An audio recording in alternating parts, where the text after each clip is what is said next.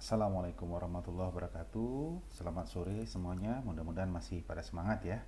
Terima kasih kepada panitia WIKOK ke-34 atas kesempatan yang diberikan. 20 menit ke depan kita akan mendiskusikan tentang surgical management in neonate with heart defect. Anak-anak yang lahir nantinya bisa dijumpai oleh kardiologis, ya, bisa bertemu juga dengan obstin maupun pediatrician, ya. Nah, itu bisa ditemukan 3 kemungkinan: jantungnya normal atau jantungnya dengan kelainan namun tidak kritis, dan yang terakhir tentu yang kritis, ya, kelainan jantung bawaan yang kritis. Nah, ini yang kita perlu mendiskusikannya, ya, karena ini penting. Dan terima kasih kepada panitia untuk mengangkat masalah ini karena ini merupakan PR nasional, ya. Jadi kita perlu keseragaman sehingga anak-anak dengan kelainan jantung bawaan kritis ini bisa kita tolong, ya, survivalnya bisa lebih tinggi, ya. Apa-apa saja kelainan kritis tersebut? Ya, kita bagi 3 utamanya yang sering kita temukan. Pertama, duct dependent lesion seperti TGA IVS, pulmonary atresia dengan intact septum, ataupun Epstein anomaly yang severe. Bisa juga berupa systemic obstruction seperti HLHS, IAA, ataupun TAPVD yang obstruksi, dan bisa juga berupa kelainan irama berupa complete heart block. Nah, ini adalah TGA. Kenapa ini duct dependent? Ya, kalau tidak ada PDA, tentu tidak akan ada percampuran darah desaturated, ya, dengan sirkulasi yang ke paru-paru. Tentu juga ditopang dengan adanya ASD, sehingga sangat-sangat potensial sekali menimbulkan komplikasi berupa metabolic acidosis ataupun juga hipoksemia. Nah, realitanya di Indonesia, ya, secara statistik kemungkinan TGA ini akan ada 1 di antara 3.500 sampai 5.000 lahir hidup. Ya, ada juga di data statistik 2,3 dalam 10.000 kelahiran hidup, atau bisa juga 3% dari seluruh kelainan jantung bawaan. Nah, 60% diantaranya merupakan intact septum. Nah, bagaimana di Indonesia sendiri? Ya, jika kita estimasi berdasarkan sensus 2020, kemungkinan TGA yang lahir setahunnya adalah 1.100 sampai 1.300 bayi. Dan 660 sampai 780-nya berupa TGA IVS. Inilah dia, ya. Jadi hanya 20 sampai 30 yang tiba yang bisa kita tolong di harapan kita. Jadi ini PR kita bersama, bagaimana sebanyak mungkin kita bisa menolong mereka-mereka ini. Kenapa? Kalau nggak ditolong tentu sisanya bisa menjadi late presenter atau bahkan meninggal dunia. Ya, ini kita juga masih dalam learning curve. Kita berusaha menekan angka kematian TGA, ya, terutama TGA IVS. Kalau diperhatikan pada fase-fase awal dulu, masalah mortalitas itu didominasi oleh kelainan koroner ataupun left ventricle problem, ya.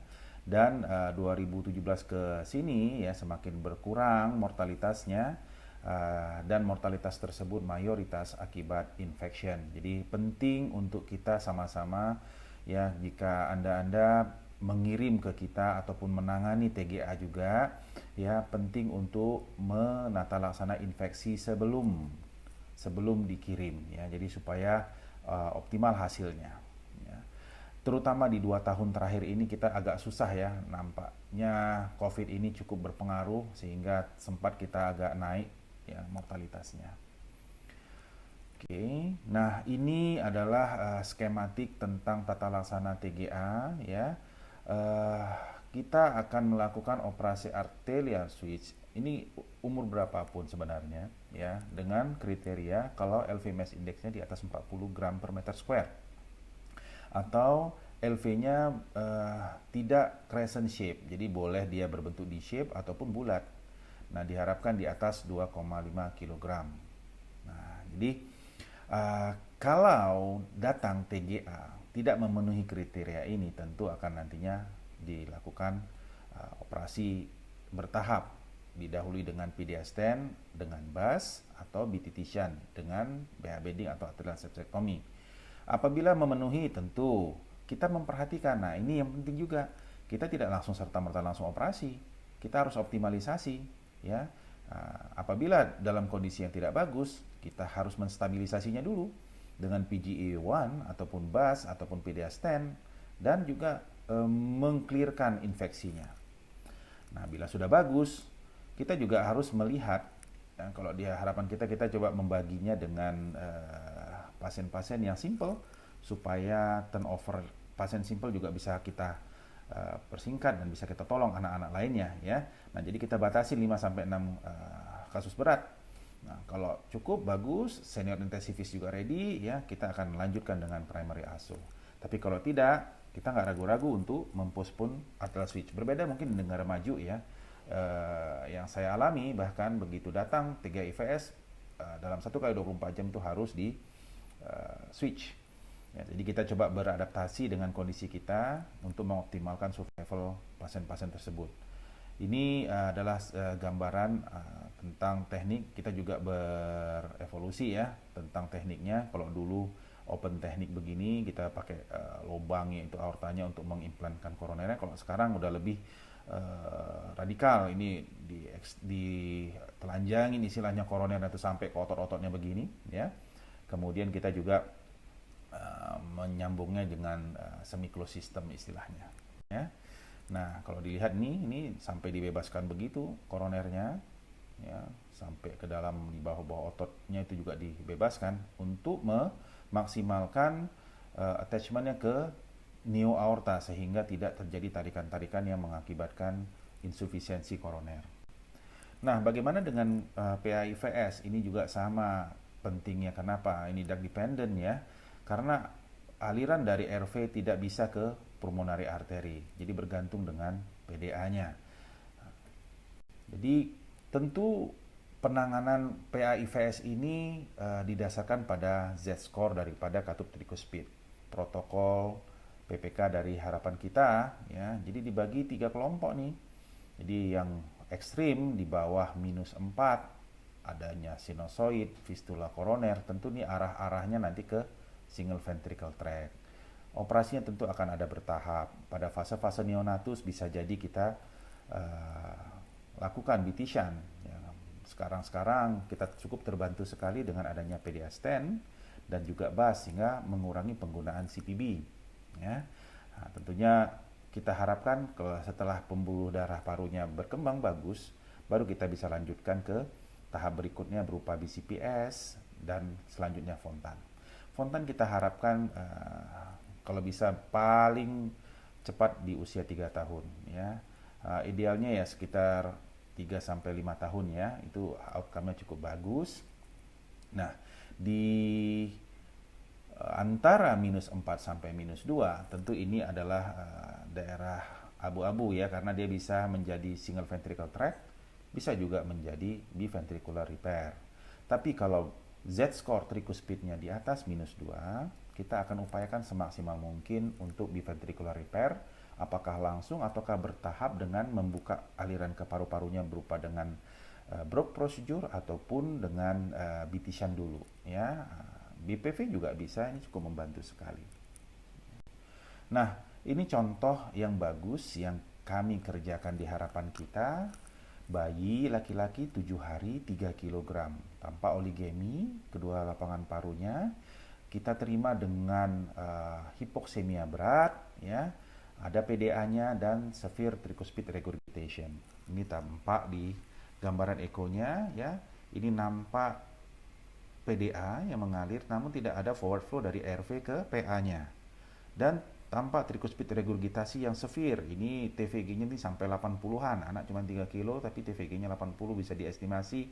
RV-nya ini nampak ini memang suprasystemic pressure. Jadi kita lakukan Brock prosedur pada saat itu karena anaknya kecil sekali, ya. Yang paling visible kita lakukan adalah Brock prosedur. Tampak sekarang aliran dari RV ke PA-nya dan tampak tricuspid regurgitasinya juga jauh berkurang.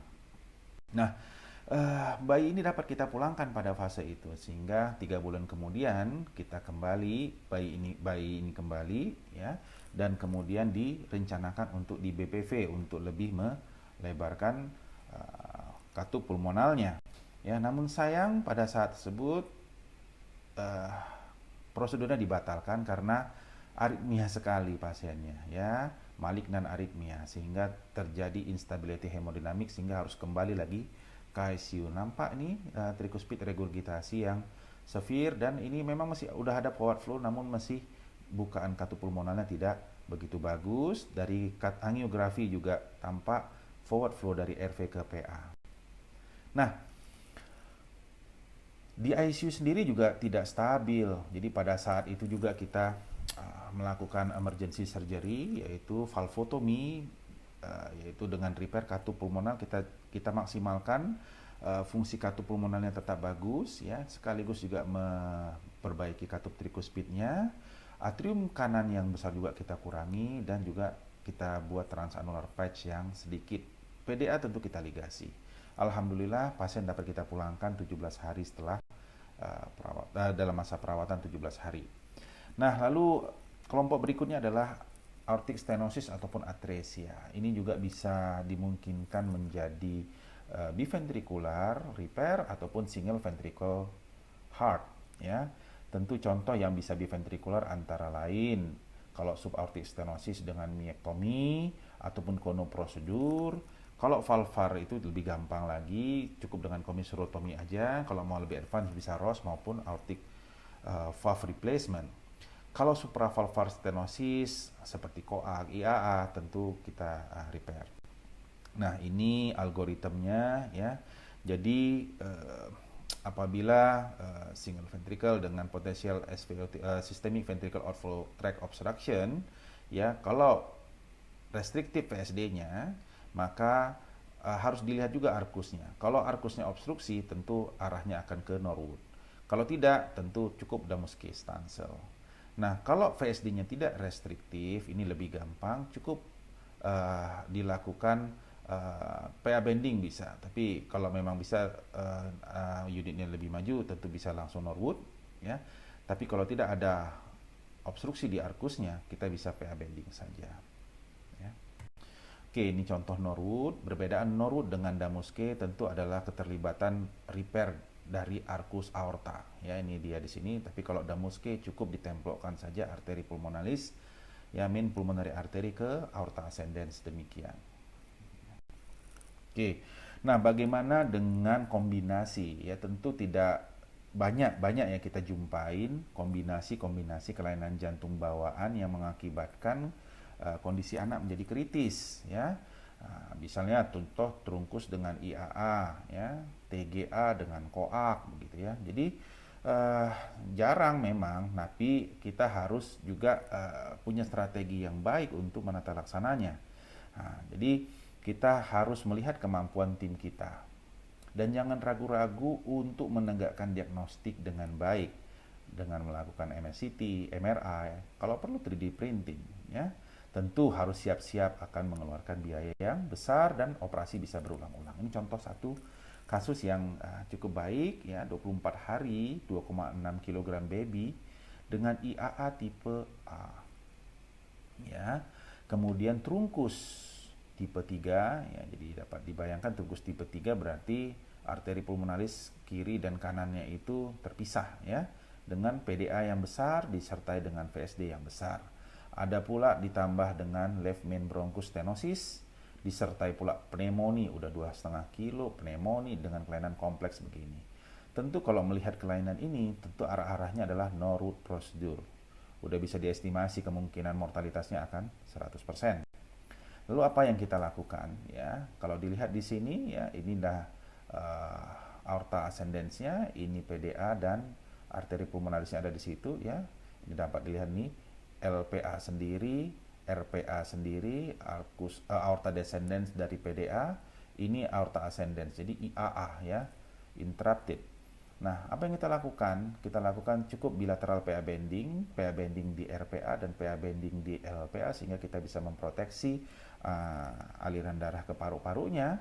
Dan PDA-nya karena sudah cukup besar, kita yakin tidak menutup, kita biarkan aja. Alhamdulillah pasien sudah bisa kita pulangkan setelah 17 hari perawatan. Nah, ini contoh lainnya memang sederhana, ya, bukan merupakan kelainan yang kompleks, tapi sering kita dapatin di daerah-daerah kita ya, yang mana bayi lahir dengan prematur, tidak jarang juga bayi-bayi yang kembar, triplet, ataupun kembar dua ya. Yang mana berat badan ini contohnya 500 gram, prematur, 3 minggu, dependent ventilator, critical ya. Simple memang tapi critical, tidak bisa lepas ventilator, mau diapain? Kalau dilihat nih, jari telunjuk saya aja lebih besar daripada lengannya ya. Jadi kecil sekali bayinya. Jadi kita lakukan ligasi PDA ya. Jadi di ICU, di NICU cukup kita lakukan. Nah, ini di RSAB kita lakukan.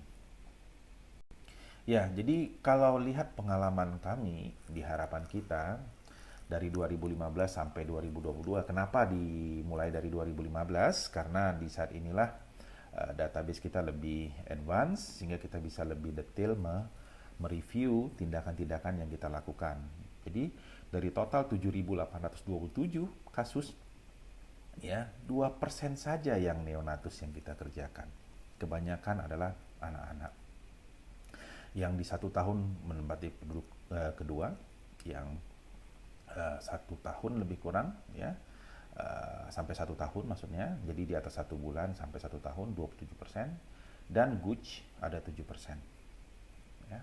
Nah, bila kita perhatikan lebih detail ya, dari Januari 2015 sampai Desember 2021, selama 7 tahun tersebut ada 134 operasi neonatus, operasi jantung neonatus dengan angka mortalitas yang cukup tinggi 29,1%.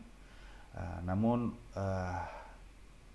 re-op karena bleedingnya rendah 0,6% dan rata-rata lama rawat sekitar 16,8 hari. Bila kita pelajari lebih detail ya, didominasi oleh TGA-IVS 55 kasus dengan 7 mortalitas atau sekitar 12,7%. Tadi sudah saya sampaikan ya. Jadi kita sedang berusaha menekan angka mortalitas ya dengan berbagai modifikasi-modifikasi. Nah, lalu BTT Shunt ya, lalu Tosit Thomas Shunt itu menempati urutan kedua sebanyak 26 kasus di mana mortalitasnya 23,1. Ini tampak ya cukup tinggi ya, 23,1% mortalitas BTT Shunt pada neonatus. Secara overall BTT Shunt segala di atas 1 tahun itu sekitar 6% ya, malah lebih rendah ya. Jadi kita sekarang merubah sedikit, nanti saya akan sampaikan resumenya, ada sedikit modifikasi sehingga bagaimana kita menekan angka mortalitas BTT Shunt. Lalu kemudian ini ya arc repair ya, apabila dikombinasi dengan single ventricle tentu dia akan membutuhkan PA bending ya, jadi ini cukup tinggi ya, cukup tinggi angka kematiannya, namun dibandingkan dengan langsung IAA repair begitu ya, komplit langsung semuanya ya, tidak staged, itu angka mortalitasnya jauh lebih tinggi lagi. Jadi kadang kita cukup misalnya ada VSD-nya misalnya, kemudian jadi kita lakukan bertahap, arc repair dulu lalu kita PA bending ya, jadi itu angka survivalnya lebih tinggi. Contoh lain adalah seperti hypoplastic left heart ataupun kasus yang tadi sudah dipaparkan ya. Jadi justru dengan kita melakukan bilateral PA bending, angka survivalnya lebih baik ya. Jadi total 3 kasus kita lakukan bilateral PA bending, alhamdulillah mortalitasnya hanya 1 ya, 33% ya. Nah, trunkus, nah ini kalau dilakukan pada usia neonatus mortalitasnya tinggi sekali ya. CAVSD ya cukup bagus di sini, tapi kita juga tidak memaksakan karena tentu dengan AVSD tersebut kadang-kadang kita lebih sulit memperbaiki katupnya. Lalu dengan pengalaman-pengalaman yang sudah kami dapatin, kami review dan kami lakukan beberapa modifikasi terkait kasus-kasus neonatus yang membutuhkan penanganan segera ya, sehingga diharapkan outcome-nya lebih baik, mortalitas dapat ditekan semaksimal mungkin. Pada pasien-pasien dengan kandidat BTT shunt, kami akan menghindari operasi BTT shunt di bawah usia 1 bulan. Jika mungkin ya, tapi kalau nggak mungkin ya kita lakukan juga sih itu operasi di usia neonatus. Jika mungkin kita lakukan pemberian PGE1 ya, jadi kita harapkan bisalah sampai usia di atas 1 bulan dan kita akan menghindari semaksimal mungkin penggunaan CPB. Lalu pada T3 IVS kita akan sedapat mungkin menstabilisasinya dulu. Jadi no rush, tidak buru-buru. Beda dengan mungkin center-center yang lebih maju, begitu lahir harus 1 kali 24 jam dilakukan arterial switch untuk menghindari left ventricle regression. Ya, jadi kita enggak.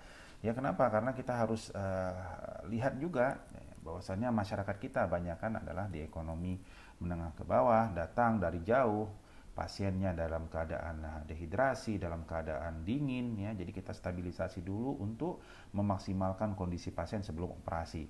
Berat badan kita harapkan di atas 2,5 kg.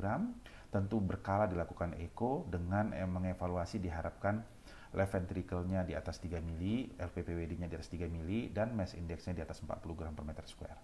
Lalu pada kasus trunkus dan CFSD kita akan upayakan PA bending dulu ya. Trunkus itu diharapkan nanti 1 tahun kemudian kita akan lakukan operasi Rastelli. Kenapa? Karena kalau di bawah itu tentu katupnya, kontegrannya akan kecil ukurannya dan angka restenosisnya akan tinggi.